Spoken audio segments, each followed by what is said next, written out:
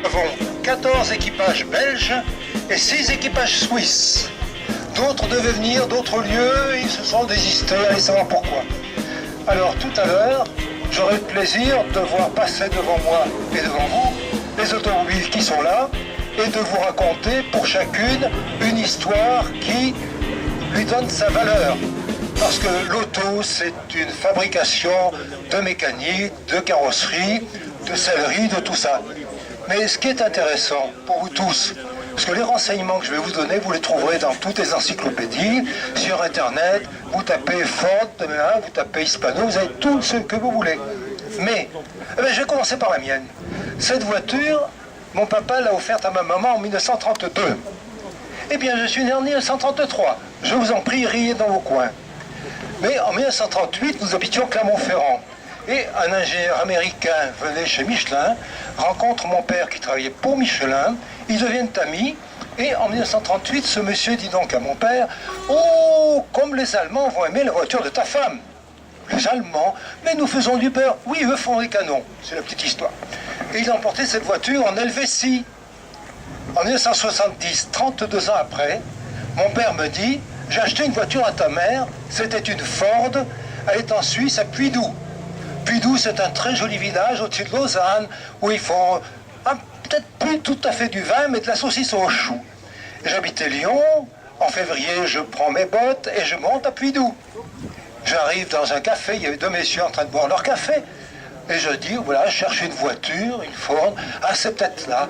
À la 6e ferme, ouf, je découvre, avec ce monsieur charmant qui avait mon âge, qui était le fils des propriétaires de l'époque, je découvre cette auto, en ruine, rouillée, l'intérieur en ruine, les pneus escrabouillés, le moteur avait gelé parce qu'on a de l'alcool, mais on le buvait, on ne le mettait pas dans les moteurs. J'ai failli la laisser sur place, mais zut, c'est la voiture de ma mère, je ne vais pas laisser ça. J'habitais Lyon, un ami maçon m'a prêté un camion, des plateaux, un tiers-fort, je l'ai rapporté, une restauration rapide, et puis après je suis parti à l'étranger, je l'ai oublié. Je reviens dans le Midi, j'ai eu plusieurs chances. La première, c'est d'avoir appris la mécanique, donc pas de secret. Aux États-Unis, je trouve toutes les pièces toutes les Ford qui sont là, ont toutes les pièces possibles aux États-Unis. Deuxième chance, dans le Midi où j'habite, un carrossier a trouvé que c'était joli de refaire une belle auto. Donc il a refait les ailes, toute la carrosserie. Ford m'a envoyé les teintes. Il y avait 32 teintes différentes. Donc on a cherché ce qui allait le mieux. Et c'est ce que ça donnait là. Le moteur était gelé. Eh bien tout simplement, ceux qui ont, comme moi, des cheveux un peu blancs, se rappellent des camions de l'armée qui étaient les Simca, avec un moteur V8 de Ford. C'en est un. Donc c'est pas le moteur d'origine, mais c'est le semblable. Voilà pour la mienne. Alors, Ford a quitté l'Irlande où il crevait de faim pour venir à Détroit. Alors, ça s'appelait Détroit parce que, on verra tout à l'heure, une Cadillac, il y avait un aristocrate, un officier qui est parti de France. C'était monsieur Cadillac, de la mode Cadillac, pardon, qui est arrivé, qui a fondé la ville Détroit, d'apostrophe Étroit, où on vendait des pots. Il a construit une ville importante, et plus tard, puisque l'automobile n'existait pas encore, en 1707, il a eu son nom porté sur l'emblème de Cadillac, c'est-à-dire les armes de sa maison. Ford a fabriqué, de 1907 à 1927, il n'y en a pas là, c'est dommage, la Ford T. On a dit que Ford avait mis l'Amérique sur roue, ce qui est vrai.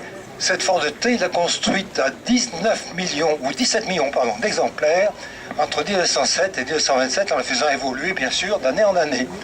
C'était une voiture haute sur pattes, qui n'avait que 2 vitesses, au pied. Les gaz étaient à la main, sous le volant, et il y avait, dans certains États, on passait un permis de conduire spécial pour voitures n'ayant pas de levée de vitesse. C'est délicat. Et toutes les Ford étaient de n'importe quelle couleur, pourvu qu'elles soient noires. Voilà, j'ai fini un petit peu avec Ford, il faut continuer, mais je ne peux pas vous en dire beaucoup plus tant que le défilé n'a pas commencé. Alors commencez, continuez, arrivez, regardez ces autos, et à 9h30, lorsque le départ me sera donné, je vous raconterai la vie de chacune des voitures. Il y en a qui sont intéressantes. Merci de votre attention, à tout à l'heure. J'ai pas eu le content de saluer hier soir. Il y a des retardataires qui sont arrivés ce matin. Donc bonjour à tous, merci encore d'avoir répondu présent à notre invitation. Vous nous avez amené un plateau fabuleux. Je voulais vous présenter les représentants de la mairie de Carcassonne. Apparemment, soit ils ont zappé, soit ils ont un sitting place Carnot, ils n'ont pas pu se déplacer. Voilà, on les remercie. C'est dommage qu'ils ne sont pas au départ, ils auraient vu ces fabuleuses voitures. Donc, pour ce qui est de l'organisation du 26e Tour de l'Aude, je vais vous présenter toute l'équipe qui m'entoure tout au long de l'année. Jean-Pierre Folly, Pierre de Cazot, Eric, Jean-Guillaume, notre président Isabelle Lapassé, toutes les filles, Corinne, Cilia, sa fille, Josette, Dominique, voilà, si j'en oublie. Voilà, c'est toute l'équipe du club des 5K qui nous entoure toute l'année pour préparer le Tour de l'Aude. En ce qui concerne le rallye proprement dit, la première voiture partira d'ici à 9h30. On va traverser tout le Limousin par cette hilaire et nous allons nous regrouper à Cubières-sur-Sinoble. Alors là, écoutez bien parce que je serai intransigeant, on va arrêter tout le convoi pour pouvoir traverser toutes les gorges de Galamus en convoi. La mairie de Cubières-sur-Sinoble n'a pas pu nous débloquer un agent municipal pour nous faire traverser, donc c'est à nous de gérer la circulation dans les gorges. Donc on arrêtera la première voiture à Cubières-sur-Sinoble. Jean-Pierre ira faire dégager toutes les gorges et toutes les voitures de stationnement. Et quand on aura le feu vert, on fera traverser tout le monde en convoi. S'il y en a qui veulent faire des photos, vous vous arrêtez à la sortie des gorges. Il y a un grand parking sur la droite, ne vous arrêtez pas au milieu des gorges pour faire des photos. Donc vous sortez, vous dégagez toutes les gorges, vous vous arrêtez à droite sur le grand parking à la sortie. Et ensuite on est à 10 km du restaurant, donc il n'y a pas de souci. Mais au moins respectez dans les gorges de ne pas stationner au moins. Voilà. Ce matin, 92 km à faire, c'est un peu plus que hier soir. Donc 92 km à faire, on a 2 bonnes heures devant nous, c'est largement faisable. Voilà, si vous avez des questions tout le long du rallye ou comme ça, vous n'hésitez pas à venir nous voir, on est là pour vous rendre service. Voilà, merci. J'ai oublié de vous présenter le dépanneur, Hervé. Hervé Saint-Georges qui est là. Voilà, il fermera la route avec le camion d'Éric Lamour qui a eu la gentillesse de nous prêter sa dépanneuse pour suivre tout le long du rallye. J'espère que tous les participants qui étaient à l'hôtel ont mis leurs bagages à la bagagerie. Que ce soir arrive Zalt, ils n'aient pas la mauvaise surprise de ne pas avoir les bagages. Donc j'espère que tout le monde hier soir a écouté et que ce soir tout le monde aura son pyjama. Voilà. Je vous souhaite une bonne route. Je remercie encore Jeannot de me faire confiance pour l'organisation de cette épreuve. Je crois qu'on peut l'applaudir. Voilà, merci Jeannot.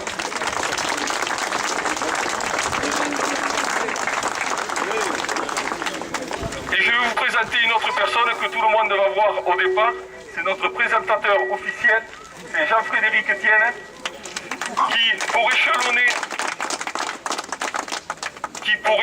le départ, fera un commentaire sur votre voiture et sur l'équipage pendant 30 secondes. Il a entre 25 et 30 secondes par voiture pour ne pas retarder le départ. Voilà, donc je lui fais confiance, Jean-Frédéric Etienne. Et je vois que Nicolas est venu nous rejoindre aussi, qui fait partie de l'équipe de l'organisation. Voilà, merci.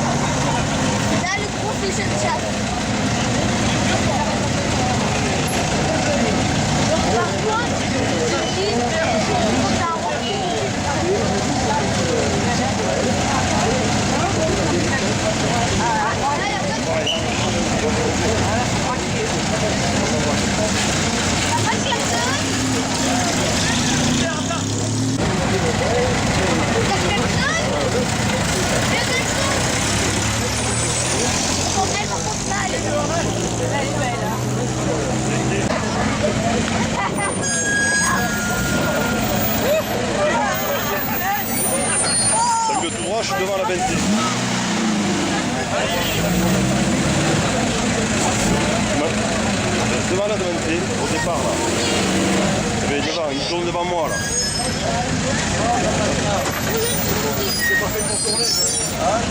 C'est tout droit, toujours tout droit.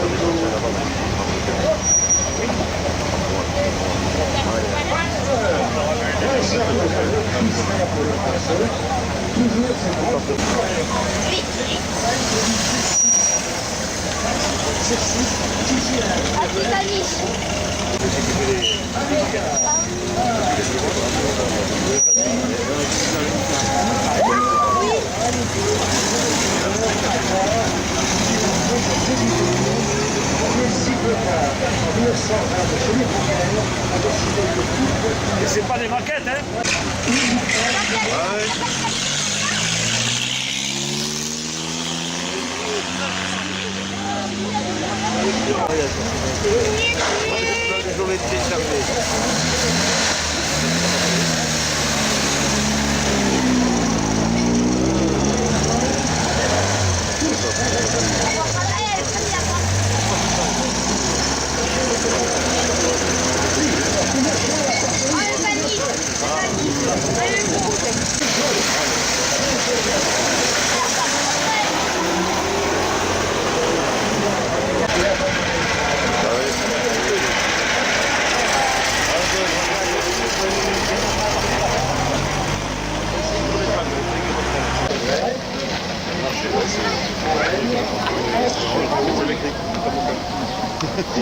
Ah, par contre, le moteur là, il coule, hein.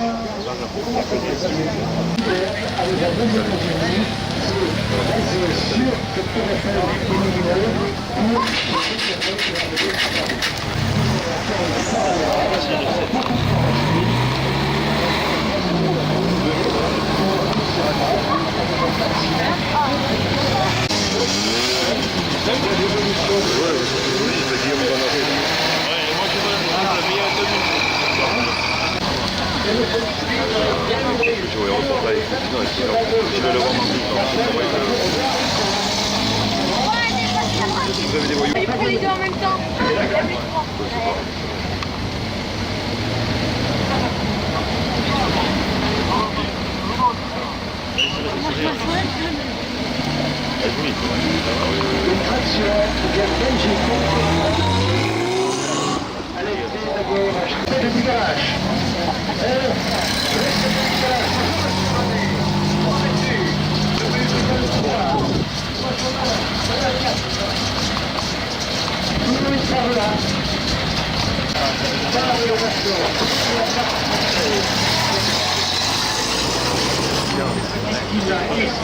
Ah ouais. C'est le moteur à plat.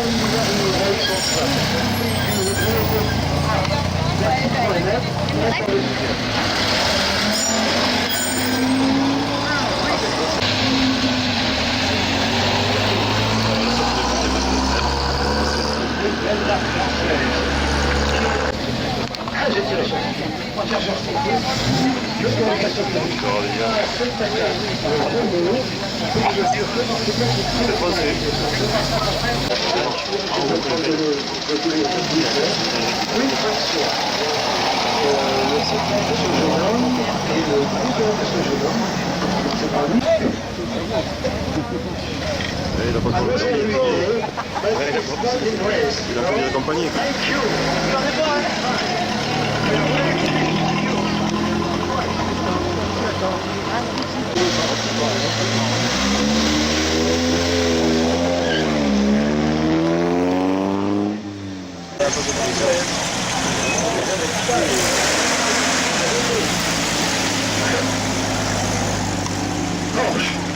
Alors cette voiture a été récupérée par les Américains, par l'armée américaine.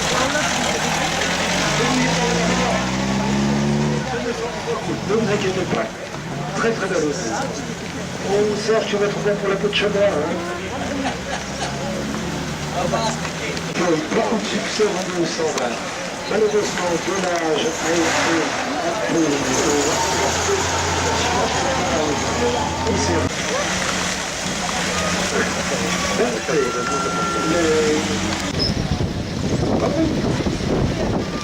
un local.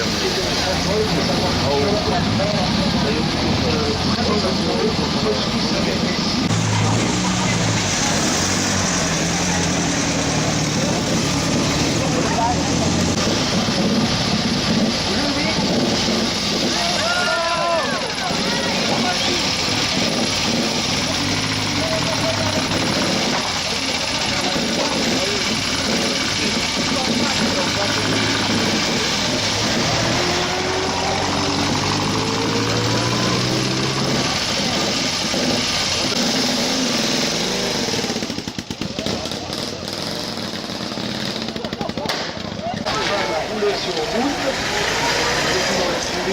en